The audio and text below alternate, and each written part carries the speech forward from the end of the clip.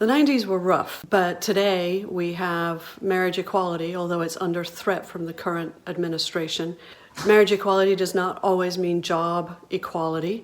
There are still states where it is legal to fire someone for simply being gay or transgender. I also know that there are more LGBTQ plus characters represented on television. Generally, their being gay was a sort of comedic point, or it was there to highlight something that was heteronormative. You became aware that you were an outsider, you didn't belong. You were a bit disgusting or funny or alien. You were presented with a view that was two-dimensional. You can't help but see in Poland that a newly elected or re-elected president is vowing war against gay people. In the UK, things aren't too bad, but violence against LGBTQI plus people is on the rise. I was out in the 90s, but since I was married to a man, most people presumed and they assumed I was heterosexual.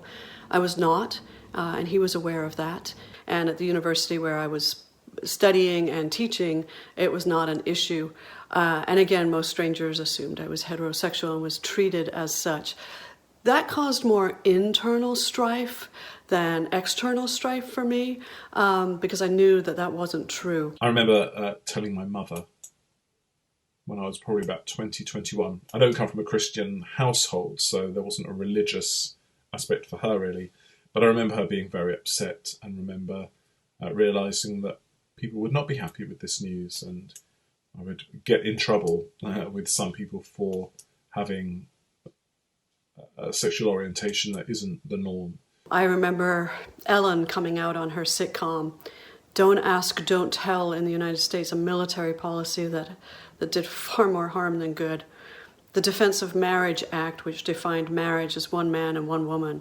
That was under a Democratic president. The start of some television characters, most of whom were tragic. HIV and AIDS continued to ravage this country. So there have been great changes. Most of those changes are under threat right now with the Trump administration, and it's very concerning. There are also things that haven't changed. There's still hate. There are still people who simply think we should not exist. There are still hate crimes that happen, especially against transgender people. And so we've still got a long way to go, unfortunately.